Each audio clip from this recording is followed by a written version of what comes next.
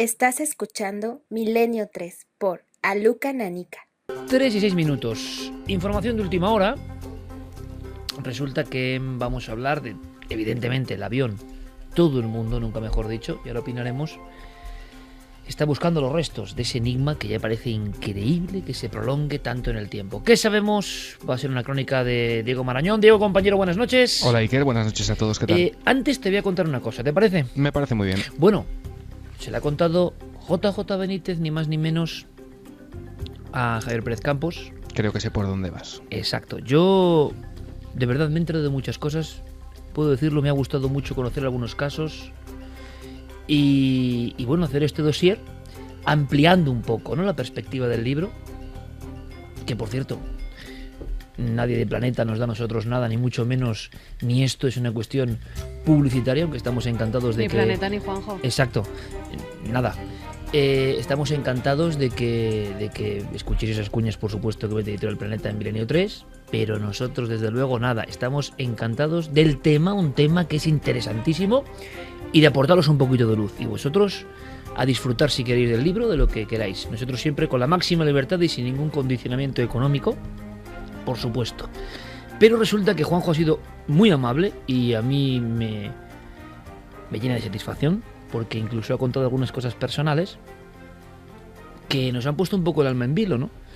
Porque Juanjo representa, yo creo, que el último gran investigador mítico que hay en este país, y nos hemos enterado vía Europa Press, si no me equivoco, de que ha sufrido un intento de secuestro en México. Claro, Javi, evidentemente había que preguntarle por eso. Sí, de hecho, era la pregunta con la que abría la entrevista. Él acababa de llegar justo unas horas antes de México, de su viaje a México. Yo llegaba con la noticia que había salido publicada en algunos medios. Se hablaba de una extorsión telefónica, pero no se daba ningún detalle más. Hablé con compañeros de prensa de Planeta también para intentar saber algo más de toda esta información, y ellos no sabían tampoco decir más detalles.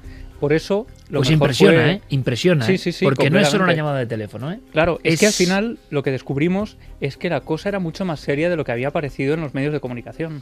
Pues a las 3 y 9 minutos, JJ Benítez nos cuenta, Milenio 3, qué le ha pasado en ese viaje hace apenas un par de días en México. La verdad es que ha sido un momento que podía haber llegado a mayores. Pero ¿cómo han transcurrido? ¿Cuál ha sido la entretela? ¿Qué ha pasado? ¿Por qué? ¿Quién le quería secuestrar? ¿Por qué esa extorsión? Él mismo nos lo cuenta. Fue un intento de secuestro en la ciudad de Guadalajara. Tuve una llamada telefónica a las 10 de la noche en el hotel del día 12. Veníamos del México, Distrito Federal, y casualidad que cogí yo el teléfono, nunca cojo el teléfono, ¿no? Entonces un tipo me dijo que era el gerente del hotel, yo lo creí, claro, y me instó a que hiciera las maletas y saliéramos del hotel por seguridad, porque según dijo había un operativo policial que estaba haciendo un registro del hotel buscando gente del crimen organizado. Entonces me pasó al comandante, supuesto comandante de la policía, y el tipo, ya muy agresivo, me empezó a decir que a ver cuál era mi número de celular y por qué no tenía celular, y bueno, una serie de historias que no me olieron bien. Y colgué. Y efectivamente llamamos a la policía y no había ningún dispositivo de nada, pero había gente que estaba, por lo visto, pendiente en la ciudad de Guadalajara y en otro sitio. Y en principio no pasó nada, pero vamos, en octubre del año pasado le pasó lo mismo a un grupo de músicos de Zarauz, que por miedo les llamaron por teléfono, les obligaron a salir a cambiarse de hotel con las maletas y lo secuestraron. Yo lo que sospecho es que alguien sabía que yo estaba allí, porque si no, no es sencillo que te pongan con una habitación, no. Y menos mal que alguien me protege, ¿no? Gajes del oficio, compañeros, pero ¿cómo está el patio, eh? ¿Cómo está el patio en algunos países también, donde hay que andarse con mucho ojo, ¿verdad? Te llaman de abajo del hotel, que es el gerente, y no te lo crees, igual bajas. Y sabiendo cómo está la situación de los narcos, de las decapitaciones, de las reyertas entre grupos, puedes bajar. Y entonces te encuentras con que los que supuestamente se hacen pasar por policías son los secuestradores. Sabían que un afamado escritor español estaba ahí. ¿Cómo está el patio, Santi? ¿Es que no vamos a estar seguros en ningún sitio? ¿Qué pasa? Pues la verdad es que la cosa está bastante complicadita. De hecho, los delincuentes cada vez están inventando nuevas formas de extorsión. El famoso secuestro virtual, que es lo que hacía referencia Juanjo, está muy de moda, sobre todo en Sudamérica y Centroamérica. Y bueno, esperemos que sea una moda. Bueno, que leche. Ya en España se han dado casos, iba a decir, esperemos que no llegue a nuestro país. Sí ha habido casos en nuestro país, esperemos que no se extienda más. Bueno, hablando de conspiraciones, esto era un detalle simplemente porque Benítez en su tiempo, se cuenta, la leyenda, yo creo que es verdad, de que fue el primero en 1975, por lo menos a mí eso me han contado en la editorial Plaza y Janés, donde él comenzó a editar. Fue el primero que se inventó lo de la gira de firma de libros y de vender libros, que nadie lo hacía en España. Y él, muy entusiasta, con su primer libro, OVNIs, SOS a la humanidad, que había sido rechazado, y después le dijeron, bueno, publica primero esto sobre unas piedras raras en Perú, fue el primero que junto a Galerías Preciados empezó a hacer giras.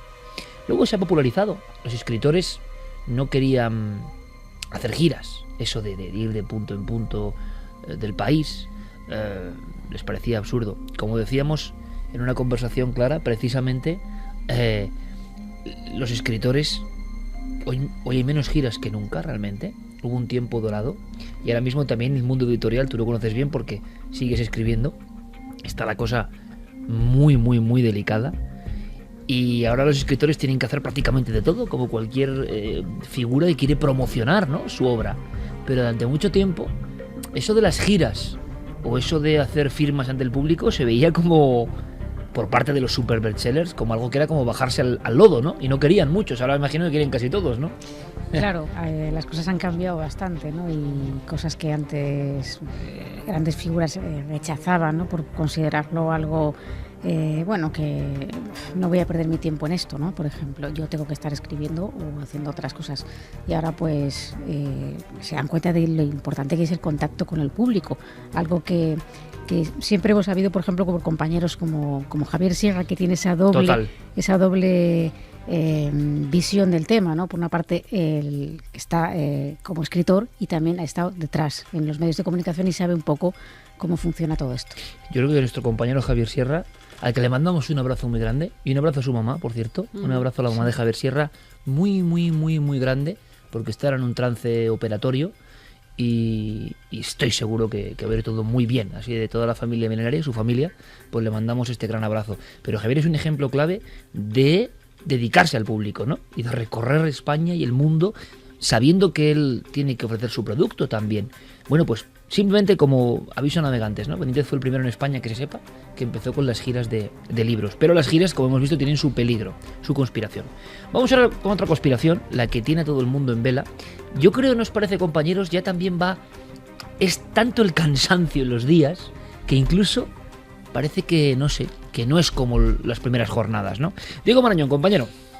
Bueno, pues si quieres vamos a hacer un repaso porque la verdad es que, como dices, el enigma sigue plantando cara. Recordarás, Iker, que el pasado sábado justo cerrábamos además Milenio 3 con la noticia que estaba divulgando la CNN de que agentes de policía se habían personado en los domicilios de los pilotos. Parecía que a partir de ciertos indicios, que por cierto no fueron divulgados, se les consideraba de algún modo responsables de la desaparición. Bueno, horas después el periódico británico Mail on Sunday revelaba que el piloto era supuestamente un fanático político que estaba apoyando obsesivamente al líder de la oposición de Malasia. Ya el lunes, el presidente del Comité de Inteligencia del Congreso de Estados Unidos, el republicano Mike Rogers, declaraba a la CBS que la tesis más probable en ese punto ya era que el avión se encontrase en el fondo del Índico. 24 horas más tarde, el New York Times publicaba que la ruta del avión pudo ser alterada por el sistema informático y el Daily Mail especulaba ese mismo día en sus titulares con la posibilidad de que la última frase del copiloto, ese famoso "de acuerdo, buenas noches" que ya comentábamos la semana pasada, pudiese encerrar un mensaje en clave o una especie de aviso de que algo no iba bien en la cabina.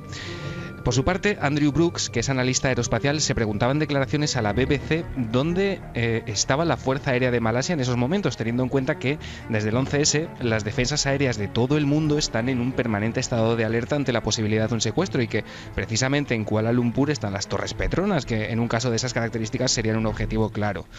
Bueno, el miércoles la NBC divulgaba que el avión había cambiado de dirección 12 minutos antes de que el copiloto se comunicara por última vez con el control en tierra. El jueves amanecimos, Iker, con una de las claves de la semana. La ABC difundía que Australia había localizado en el Índico, y gracias a imágenes por satélite, un par de objetos que mostraban pues una especie de estructuras de hasta 24 metros de largo que podrían estar relacionadas con el vuelo desaparecido. El mal tiempo complicó muchísimo ese rastreo, que se ha dado por finalizado hoy mismo sin ningún tipo de resultado.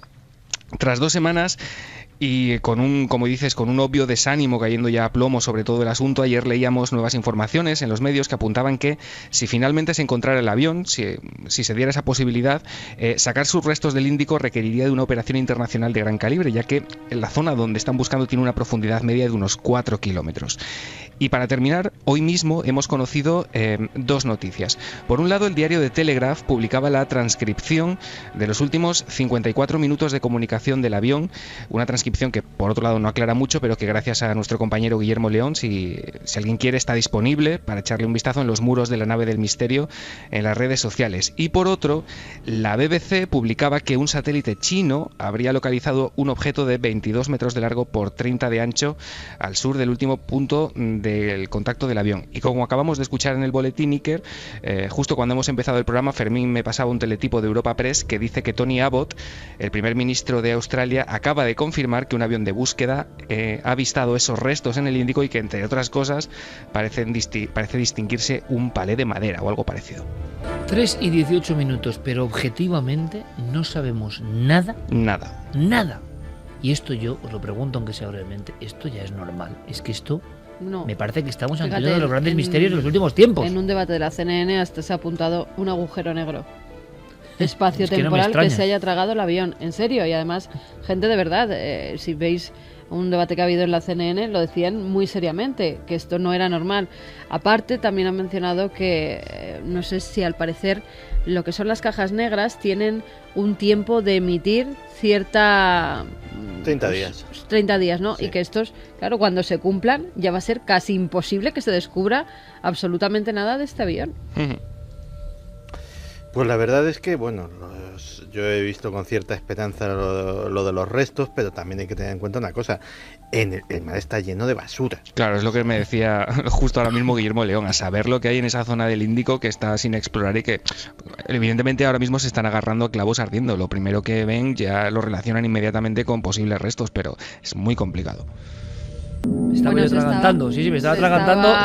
Hablando de que hace 2 días también dijeron que habían descubierto el tema del avión es tan impresionante que... el avión, y al final se dieron cuenta de que eran como grandes...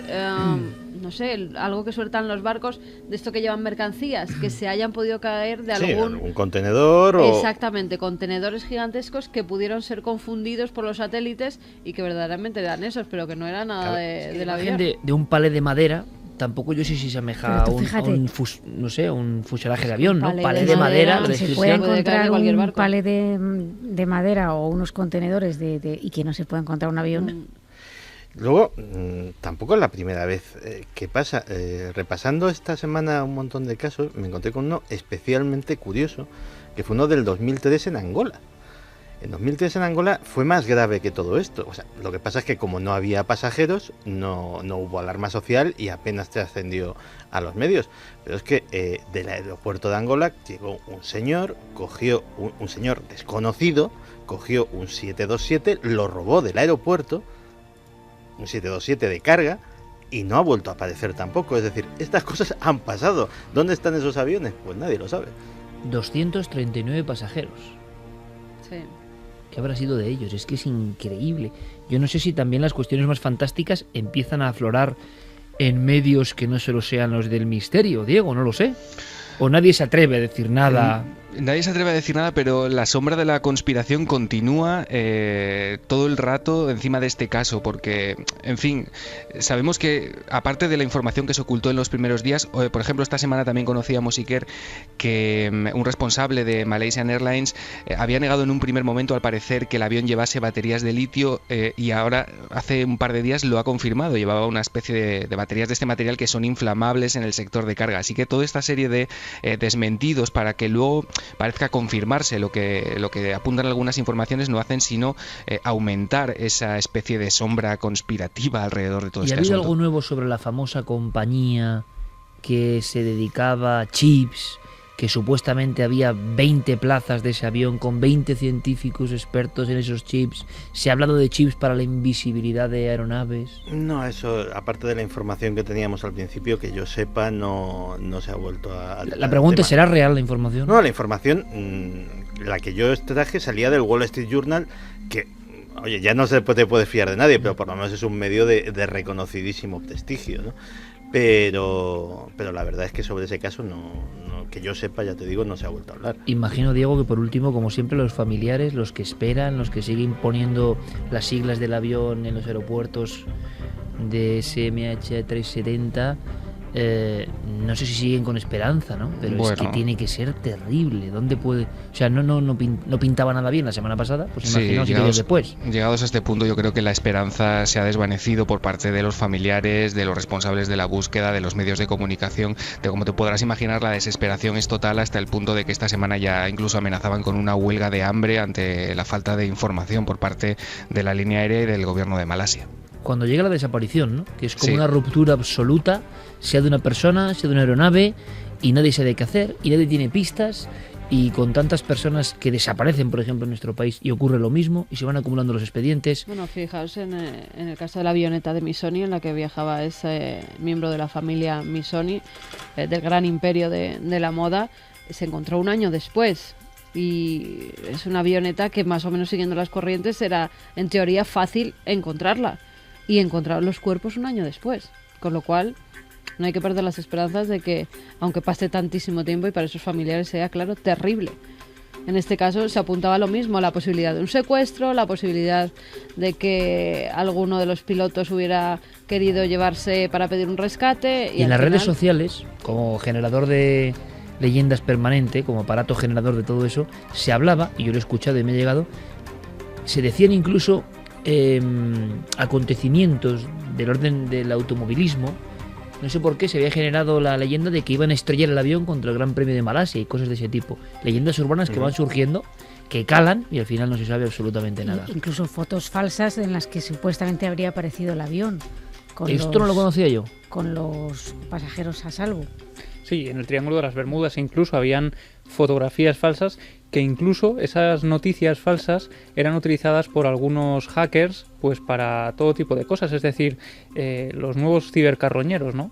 Increíble, es decir, personas haciendo gracietas con un suceso o trampas, ¿no? Y cebando eso para que pincharas ahí y que entrara algún tipo de publicidad maligna o algún tipo de malware. La verdad es que, Iker, lo último que sabemos por parte del gobierno de Malasia es que han declarado que se están preparando para una búsqueda a muy largo plazo. Ya no se habla casi ni de días ni de meses, sino que se plantean un horizonte temporal incluso de años. Madre mía, gracias por la crónica, Diego, y la semana que viene yo espero tener datos, ¿no? Me parece increíble, estamos viendo un hecho forteano. Hay una reflexión muy interesante, ¿no? Y no es mía, es del investigador Fuentes, de Vicente Fuentes, y a mí me parece interesante. Es si todos esos casos que hemos leído en los libros de Patrice Gaston, de Charles Berlitz, de tantos otros, si todos esos que pertenecen a las páginas viejas y amarillas de los viejos libros y por tanto nos parecen una cosa como menor, como para gente que fíjate, que lee libros, ¿no? Nos quedamos unos cuantos en esto. ¿Qué hubiese pasado si esos incidentes hubiesen ocurrido hoy? El mismo incidente, pero con la sociedad global de hoy. Tendríamos superinformación, estaría todo el mundo pendiente, pero ocurrieron en otro tiempo. Un tiempo donde el mundo estaba mucho más fragmentado y donde todo era mucho más local. El caso de Malasia, quizá dentro de 50 años, si sigue habiendo libros, será una página más olvidada, que otras personas que no lo vivieron lo verán con esa condescendencia. La misma que nosotros, ese gesto de algo lejano, casi legendario, al ver otros expedientes X antiguos, ¿no? Qué curioso. Diego, gracias por la crónica, compañero, como siempre. Un placer, Iker. Preparaos porque lo que viene sí que puede dar cierto miedo, un miedo diferente. Ya decíamos que el asunto de los visitantes mezclaba inquietud, extrañeza y esperanza. Lo que viene ahora no lo sé. Es el momento de Santiago Camacho. Una profecía de la NASA, una fecha, 20 años, ¿será posible? Pues sí que los seres humanos somos criaturas orgullosas. Pensamos que nuestras obras, que nuestras civilizaciones, que nuestros imperios van a durar para siempre. Y no es así. La eternidad es casi una fantasía. Si ahora miramos por la ventana y miramos los edificios de nuestra ciudad o de nuestro pueblo, algún día desaparecerán, todos y cada uno de ellos. Nuestro propio planeta desaparecerá algún día engullido por el Sol. El propio Sol algún día estallará en un canto del cisne como una supernova. E incluso hay astrofísicos que dicen que algún día el universo se irá apagando una a una cada una de las estrellas en lo que llaman la muerte térmica del universo. Así que sí, nuestra civilización se acabará algún día. Eso es un hecho. La pregunta es ¿cuándo? Pues el científico Dr. Safa Moteshari de la Universidad de Maryland, en un estudio financiado por el Goddard Space Flight Center de la NASA, ha llegado a una conclusión terrible, que eso puede ser inminente, puede ser en el plazo de 20 años. Lo curioso es que él no hace sino ahondar en una serie de estudios que se llevan publicando desde hace 30 años. Hace 30 años ya había gente que decía que la civilización industrial como la conocemos está abocada indefectiblemente al colapso. Lo que ha hecho el doctor Moteshari es sencillamente hacer un modelo matemático para intentar predecir la evolución de ese colapso. Y de ahí ha venido esa conclusión, claro. Ahora, por ejemplo, la NASA está intentando desvincularse de ese estudio porque, quieras que no, es un tema que tiene ciertas implicaciones políticas. Estamos hablando del colapso de una civilización, del colapso de un sistema, el capitalista, y claro, la NASA se ha visto como ahí pillada y dicen, bueno, pues sí, nosotros colaboramos, dimos medios, tal, pero tampoco lo solicitamos, no era cosa nuestra. En definitiva, están intentando escurrir el bulto de un tema que ha levantado tremenda polémica en todo el mundo. ¿En qué se basa esta afirmación tan atrevida? 20 años, tan poquito. Pues básicamente en el estudio de lo que ha sucedido con civilizaciones anteriores, porque igual que nosotros ahora mismo estamos tan tranquilos, pues lo estaban en su día los egipcios, los mayas, los romanos, los persas, y todos ellos pues vieron cómo su civilización acababa. Y siempre sucede, parece ser, de la misma manera y por medio de un proceso muy parecido. Cuando se da una especie de tormenta perfecta de factores que se conjugan todos ellos en una especie de singularidad, que coinciden en un punto, y en ese punto se tambalea toda la estructura social y esa civilización acaba disolviéndose. ¿Qué factores son esos? Pues según señala el estudio, que se publicará en una revista científica, Ecological Economics, son varios. El clima, el cambio climático, el crecimiento desproporcionado de la población, el sobreconsumo de recursos naturales, el colapso del ecosistema y las desigualdades sociales. Ese ciclo ha sido absolutamente recurrente en todos los procesos en los que ha acabado una civilización. De hecho, señalaba que, por ejemplo, la civilización romana no acabó por culpa de los bárbaros. Los bárbaros entraron cuando la civilización romana empezó a decaer. Y generalmente, además, siempre hay una misma reacción por parte de las élites gobernantes: entrar en negación, entrar en el proceso que llaman de los dinosaurios o de la huida hacia adelante. ¿Qué quiere decir eso? Que puede que se identifique el problema, pero para intentar solucionarlo se vuelven a cometer los mismos fallos en mayor y mayor escala, precipitando precisamente ese final. Uno de los factores que señala que es más crítico es lo que denomina el rendimiento decreciente de la complejidad. ¿Qué es esto? La sociedad se va haciendo cada vez más y más y más compleja. Cada vez hay más factores, cada vez es más complicado el mundo. Fíjate, en una tribu de cazadores-recolectores de hace miles de años, podía haber como mucho 10 roles sociales. Podía haber una mujer que cultivaba, una mujer que curtía las pieles, un hombre que cazaba, un hombre que era el chamán, y así hasta pocos desempeños. Ahora mismo hay 1 millón diferente de roles sociales diferentes que se pueden cumplir. Algunos de ellos no son productivos en absoluto.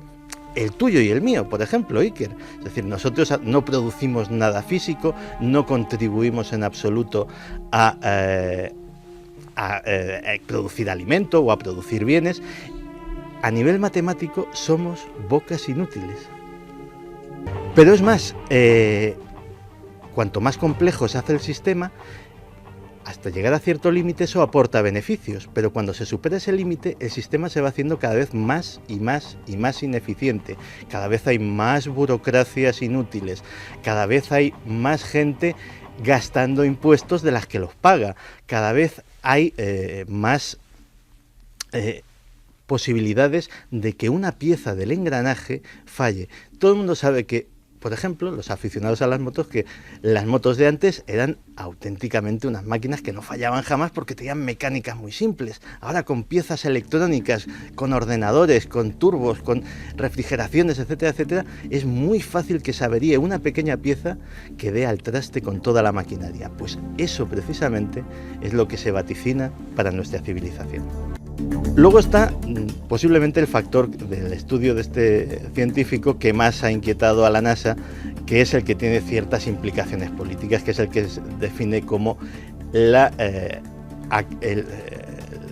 capacidad de acaparar recursos por parte de las élites. En todas estas civilizaciones resulta que los recursos disponibles cada vez acababan en manos de menos y menos y menos personas. Y lo que dice es que eso está sucediendo ahora mismo con nosotros. Y ponía el ejemplo de que en 1980 el 1% más rico de los Estados Unidos tenía el 10% de la riqueza del país. A día de hoy el 1% de los estadounidenses tiene el 25% de la riqueza del país y esa curva sigue creciendo y claro, lógicamente cada vez más recursos acaban en menos manos y menos manos acaban consumiendo, acaban siendo activos en la economía y sobre todo crece el número de descontentos. Luego además hay síntomas, la cultura entra en decadencia, en todas estas civilizaciones ha sucedido, bajan los índices de lectura, empieza a aficionarse la gente a entretenimientos groseros, empieza la gente a tener una exacerbación, a una exaltación del hedonismo, porque sí, aquello de las orgías romanas, de las luchas de gladiadores, de los banquetes interminables, pues parece ser que también se está empezando a repetir en nuestra civilización. Y luego encima hay cierta atracción de vacío. A veces cuando te asomas a una gran altura parece que hay un impulso malsano por arrojarte. Pues también en nuestra cultura se puede ver eso. Cada vez hay más y más obras de ficción que relatan escenarios apocalípticos, cada vez hay más y más películas, libros en los cuales desde una invasión zombie hasta un meteorito, pasando por el cambio climático o cualquier otro factor, la gente se recrea con esa posibilidad y de hecho empieza a haber fenómenos como el del survivalismo, que también conoce Javier Pérez Campos, que indican que hay una cierta predisposición a que eso suceda. Así que simplemente lo único que ha hecho el profesor Motes Harry ha sido meter todas esas cosas en un ordenador enorme, dedicar muchas horas de esa capacidad de proceso a hacer tabulaciones infinitas de datos económicos, de temperatura, de oscilaciones de la bolsa, etcétera, etcétera, etcétera, y hacer una línea de proyección en el tiempo. Y de repente todas esas líneas rojas, todas esas líneas de peligro, acababan en una fecha muy concreta, el 2035. En esa fecha el sistema entraría en colapso y nadie sabe lo que sucedería después. Yo estaba escuchando muy atentamente, espero que la audiencia también, y veía una radiografía de cosas que ya están pasando, ¿no? En fin, me gustaría saber vuestra opinión. milenio3 con número@cadenaser.com y la nave del misterio. Mientras nos enviéis vuestras reflexiones, porque el tema es tremebundo, Hombre, siempre son profecías más o menos agoreras, por mucho que sea un bot, un ordenador. Pero lo que he ido deshojando aquí, Santiago, es que lo estamos viviendo. Es como si fuese un eco que ya ha pasado otras veces, ¿no? También hay que decir que estamos hablando del fin de la civilización, no de la humanidad. Exactamente. Es decir, nosotros ahora mismo estamos mucho mejor que los romanos, en ciertos aspectos. Es decir, puede que después venga algo mejor. Aunque dicen los historiadores que todo depende de cómo sea ese colapso. Si ese colapso es de una forma traumática, con muertes, con violencia, etcétera, etcétera, lo que sigue después es una edad oscura. La Edad Media, por ejemplo, o la Baja Edad Media. Si el colapso se produce de una forma diferente, puede que incluso dé lugar a una Edad de Oro. Nunca se sabe. Bueno, este giro no has dado mal, Santiago, porque si no muchas personas se iban a angustiar en exceso. Recogemos vuestros mensajes y ahora lo que hacemos es acudir rápidamente, por lo menos, a ese club de élite, que el portero es Diego Marañón, el del acceso, o sea, es decir, él te abre la barandilla o te deja fuera. El Mazas. Sí, el auténtico Mazas del Club Milenario. De momento ha dejado entrar a todo el mundo. Sí, es permisivo. Algún día tendría que decir, sí. Usted no es uno de los nuestros. Estaría muy bien, Imagínate. imaginéis el impacto. Lo que ocurre es que hay un archivo B de personas que no han pasado el test. Entonces quizá un día saquemos eso a relucir. ¿Quién no ha pasado el test? Os imaginéis a Diego, que el tío está ahí fornido, ¿no? Y está con su chupa, sus gafas de sol, tú pasas, tú no. Hay un hombre del mundo del suceso. Dicen algunos que de tal palo tal astilla. Vamos a ver si pasa el test. Diego Marañón, en la cola un personaje que pide paso. Un personaje también con su humor vitriólico muchas veces, ¿no? Ahí lo dejamos, uno de los nuestros. Buenas madrugadas. Identifíquese, por favor. Francisco Pérez Caballero. ¿Qué tal? Soy Paco. Paco Pérez Caballero, creo que estás más impresionado que nunca. Buenas noches. Desde luego, Iker. Es de esas personas que dan verdadero miedo. Es un hombre con una mirada absolutamente fría. Un poquito de perejil y un poquito de vino blanco para que coja un poquito de sabor, pero vamos, esto enseguida está. Te digo yo que lo que hace lo hace bien. Y eso es muy importante. Por desgracia, de esto no nos podemos salvar. Es de los momentos que más me han marcado en mi carrera. ¿Eligió usted al misterio o el misterio le eligió a usted? Bueno, claramente el misterio me eligió a mí. Yo me dedicaba al mundo del suceso, aunque yo pienso que el periodista del misterio no es más que el antiguo periodista del suceso, dedicado especialmente a eso que llamamos misterio, ¿no? ¿En qué ocasión lo ha sentido más cerca? Desde que estoy en Cuarto Milenio me he enfrentado muchas veces a situaciones muy misteriosas, pero sin duda el lugar que más me ha impresionado es el Sanatorio de Agramonte, donde tanto el cámara como yo teníamos muchas reticencias y no queríamos entrar. ¿Cuál es su enigma predilecto? El cerebro, sin ninguna duda. Indíqueme un lugar mágico al que siempre querría volver. Macondo, de querido Gabriel García Márquez, donde siempre que puedo regreso. ¿Y uno al que jamás regresaría? Bueno, yo como soy de la antigua escuela, creo que los periodistas no debemos dejar de ir a ningún sitio, tenemos que ir donde nos manden. ¿Somos producto del azar y la evolución o hay algo más? Yo estoy convencido de que hay algo más. ¿Qué hay más allá de la muerte? Una nueva aventura. ¿Teme la llegada de ese momento? Bueno, sí, es inevitable, no nos queremos marchar, no queremos dejar lo que tenemos aquí, pero también estoy un poco excitado ante la posibilidad de ver lo que hay más allá, ¿no? ¿Supersticioso? No, para nada. ¿Cuánto de herencia familiar hay en su vocación? Muchísimo. Yo realmente he crecido entre viejos periódicos y, lógicamente, pues eso acaba tirándote a la piscina del periodismo.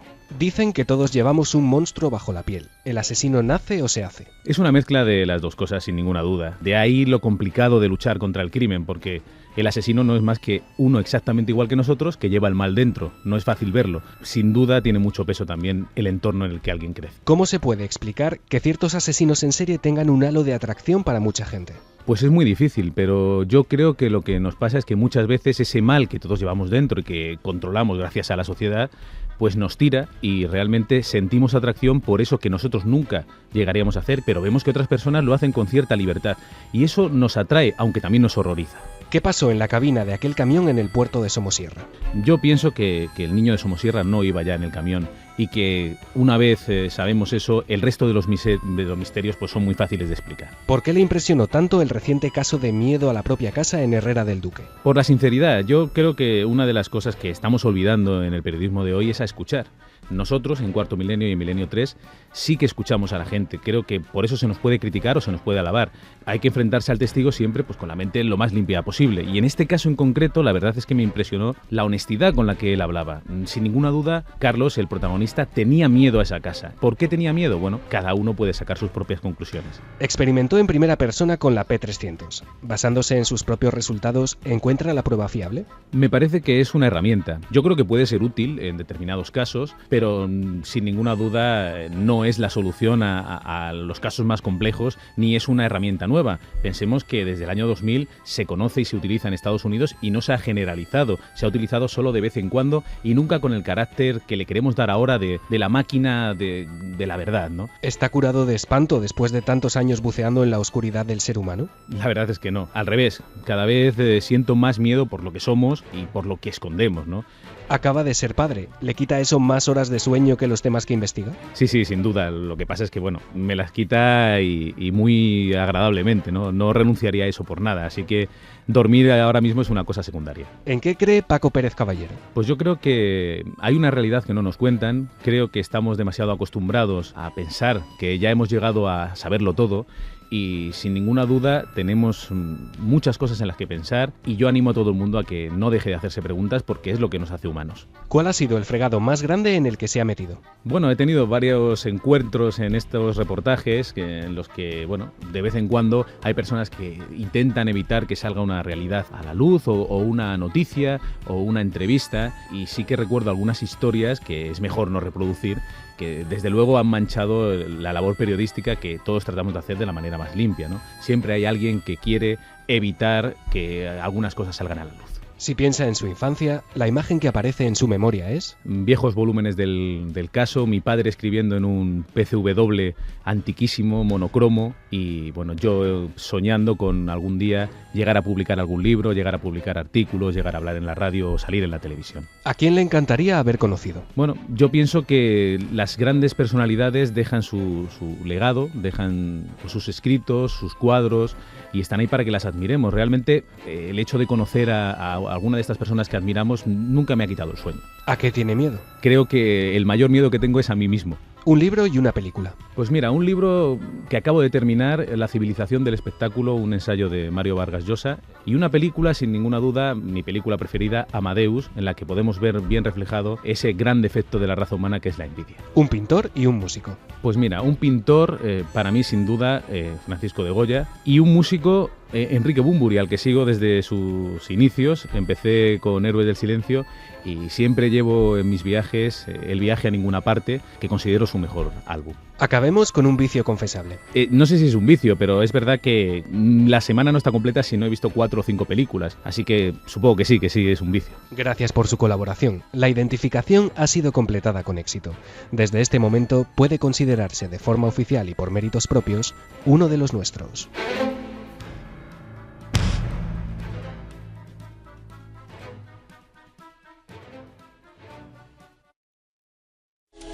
Paco Pérez Caballero, Paquito para los amigos, de tal palo tal astilla. Me ha encantado lo del PCW Amstrad monocromo y Paco Pérez Avellán, en plan tajanovista ahí, trabajando a todo para no sé cuántos medios.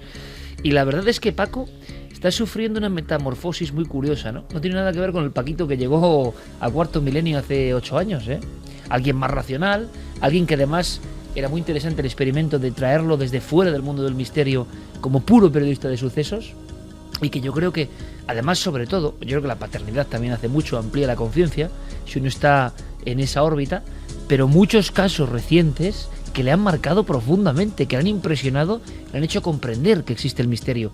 Atentos porque yo creo que en un par de semanas hay un exclusivón muy potente con momias en España, que trae Paco Pérez Caballero y que es impresionante. En fin, uno de los nuestros, no cabía la menor duda. Un periodista de sucesos que al final ama el misterio, dice que hay mucho más que azar, y a mí eso, ¿qué queréis que os diga? Me encanta.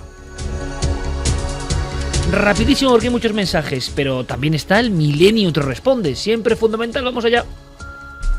Hola, me llamo Susana, llamo de Madrid y mi pregunta es la siguiente. Hace unas semanas vi la película de Juan Cabestany, Gente en sitios, y sobre el final de la película hay una secuencia donde unas personas que están por la calle, son muchas, empezar a mirar al cielo mientras se oye un zumbido. Entonces yo quería saber si sabéis vosotros, si era intención del autor, pues hacer referencia a The Hum, que es un fenómeno que a mí personalmente me interesa mucho. Pues eso, pues muchísimas gracias.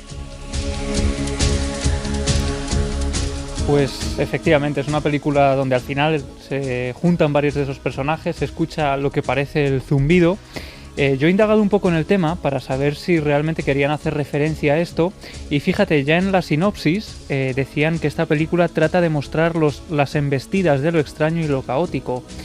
Y lo más sorprendente es que efectivamente parece que han utilizado el fenómeno de Ham para representar un poco ese caos, ¿no?, que ocurre. Es el debut del sonido en el cine. Efectivamente. Y la prueba de ello es que en una de las redes sociales de la película, donde se incluían algunos vídeos de forma viral intentando promocionar la película, de repente... Tú estás de productor, ¿no?, por lo que veo. Sí, totalmente. Aquí como con el libro de Juanjo no nos vamos nada. Entusiasmo increíble de ella, ¿eh? No sabía nada, No. Pero fíjate, decían, ponían un vídeo del Ham que aparecía, por ejemplo, una recopilación, el sonido de Kiev, el de Taos, y ellos metían un críptico mensaje. Solo decía, el ruido viene de ahí. Hola, soy Sergio y mi pregunta va sobre Masaru Emoto, sobre el experimento del agua, las imágenes que hacían del agua congelada y sobre todo sobre el experimento del arroz. Quería saber si lo habíais probado y si había surgido efecto. Muchas gracias y un saludo. Y tanto que lo probamos en su día, ¿os acordáis? Con Alberto Granados. Se pudrió todo. Sí, pero yo creo que sí que había cierta diferencia ahora. Sí. A ojo de buen cubero. Más allá lo hizo David Zurdo, concretamente hizo también lo del agua, pero también lo del arroz, y se pudrió por igual. Por igual, ¿eh? Por igual. Aquí se quedó como una masa de moho y de... Habría que explicar... Que era asqueroso, que estaba por la redacción bailando. Que había dos botes de... bailando, o sea, bailaba solo. Directamente, le salieron patas. Pero que era el asunto horrible. era decirle palabras hermosas y buena vibración. Sí, en la redacción muchas no a, le a un bote de arroz y a otro exactamente igual, ¿no? Bueno, yo creo que lo de Masaru Emoto es interesante, pero tiene mucha crítica también, ¿eh? El asunto de las figuras en el agua, por ejemplo, con sintonías agradables, música de Mozart, el comportamiento de las moléculas del agua. Aquello de si no es cierto, qué bonito sería, ¿no?, que fuese cierto, pero no sé yo, hay muchas críticas. No ha habido muchos trabajos nuevos que yo sepa de Emoto ahondando en eso, ¿no? Así que nuestra versión es de una enorme belleza, porque yo recuerdo a Goyo Iturregui, si no recuerdo mal, de invitado como representante un poco de Emoto en España, que vino a Cuarto Milenio, y es gente de un talante, pues esa gente, yo creo que bastante luminosa y bastante maja, agradable, que viven en un ambiente que no tiene nada que ver con la búsqueda de lo material, ¿no? Y que hablas con ellos y les ves con una enorme paz. Eso pasa con mucha gente.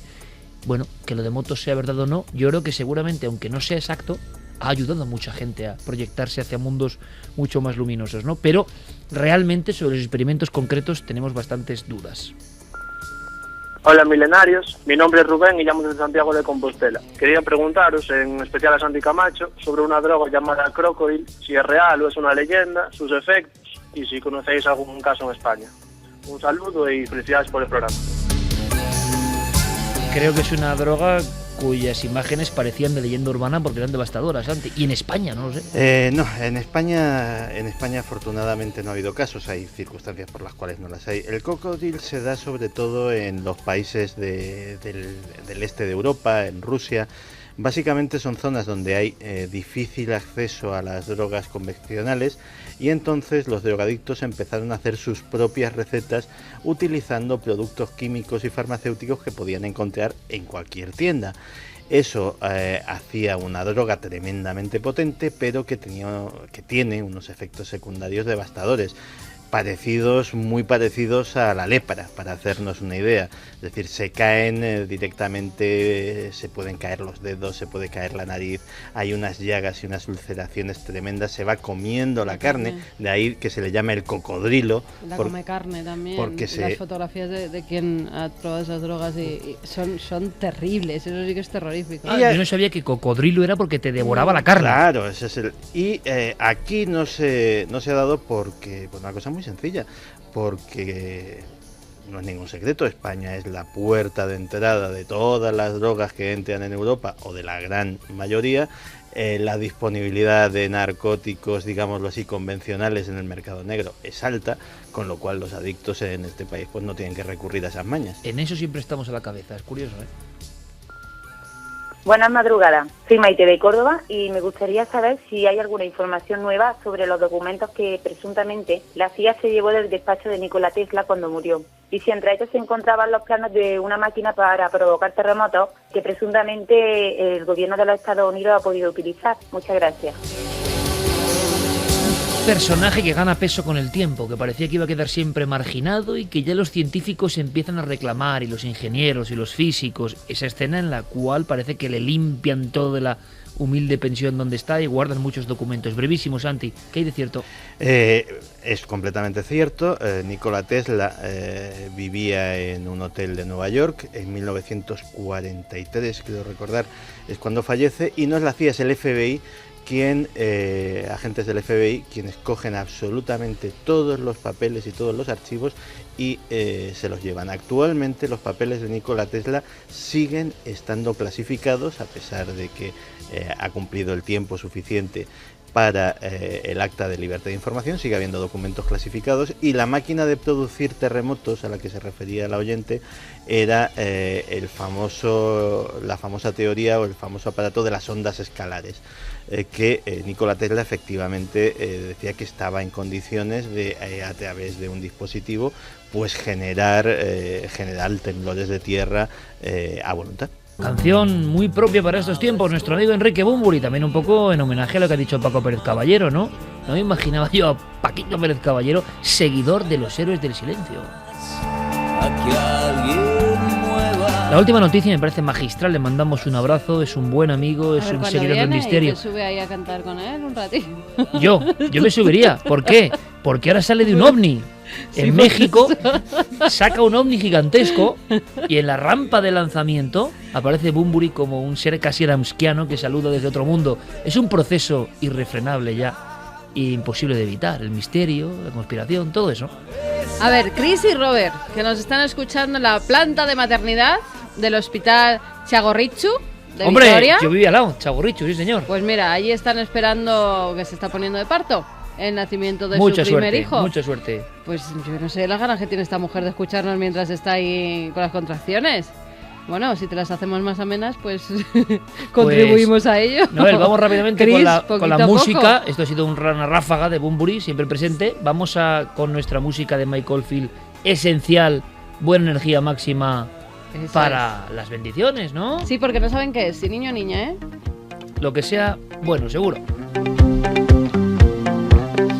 Madre mía, anda que no he estado yo por esa zona, ese barrio. Ah, creía que decías en paritorios. No, incluso haciendo investigaciones. Como te lo digo, con mi amigo Borja Sagasti, con Héctor Arana, con mi primo Roberto Pérez, investigando por esa zona. En fin, ¿qué tiempos? Más bendiciones. Manuel Alejandro López nos dice: acabo de recibir la asistencia a mi primer sobrino, a Diego, y huelga decir que nos haría mucha ilusión que le regaléis las bendiciones milenarias junto con vuestros mejores deseos para su peripecia por este mundo. Pues ahí va, con estas notas, ¿no? Que el mundo te sea muy feliz y luminoso, amigo. Dark Reflection nos dice: buenas noches, estimados amigos, llevo escuchando vuestro programa desde casi el principio, pero esta noche escribo para compartir con vosotros una noticia, una estupenda noticia supongo. La semana pasada mi padre fue operado de un tumor y salió bien. Sé que vuestro programa no trata de esto, pero tanto tiempo escuchándoos me siento como de la familia y quería compartirlo. Saludos para todos. Saludos para ambos, ¿no? Y que escuchen mucho la radio, que siempre es buena luz. Y para todas esas personas, ¿no?, que están en los hospitales, que están esperando una operación, que las han operado y están ahí en el trámite, pues de a ver si lo superan. También cumpleaños Efren, que tiene 17 añitos, nos escucha, a mí esto me hace de un viejo, desde los 7 u 8 años. Oye, pues escuchar este programa con 7 años también. Sí, pues ¿es bueno o es malo? Ya no lo sé. Muy bien. Efren, muchas felicidades y no sé si decirte lo siento o sigue escuchándonos. Yo te voy a decir, sinceramente creo que es bueno. Ahí lo dejo. Bueno, alguien especial será seguro. Seguro. Si nos escucha. Seguro. También, con respecto a lo que nos contaba Santi, Jorge Saldarriaga nos dice: ¿saben qué es lo curioso? Que el mencionado fin del mundo vaticinado por la computadora 2035 está cercano al I2K38. 2038, un fallo en las computadoras que llevaría todo nuestro sistema al traste, pues en lugar de reiniciar los relojes en el año 1900, como lo iba a hacer el I2K, lo reiniciarían en el año 5000 a.C. ¿Esto qué lo dice? Jorge Saldarriaga. Un día le invitamos para que nos aclare cosas, porque nos ha dejado cao el amigo Saldarriaga. De repente ha soltado ahí una especie de anexo extrañísimo que de verdad intentaremos, seguro que sí, seguro que es como él dice. Vamos a cambiar con un mensaje un poco gracioso. Dice Borja: si el sol se apaga, a los vascos nos da igual. Llevamos viviendo sin él casi 20 millones de siglos. Está bien acabar con humor, sí señor, con un poquito de humor. Fermín Agustín, Noel Calero, Guillermo León, Diego Marañón, todo el equipo, muchísimas gracias. Santi, hasta mañana. Hasta mañana, y tenemos muchas cosas. Tenemos, quién sabe qué pasó con Hitler, por ejemplo. Increíble, increíble de verdad, ¿eh? Y hay que analizar esas fotos. Después del clásico, en 4, mañana. Clara, hasta mañana, compañera. Hasta mañana. Javi, hasta mañana. Hasta mañana. Que nadie se pierda la última llamada, por favor. Carmen, hasta mañana. Mañana nos vemos a las 11 de la noche. Sed muy felices, amigos.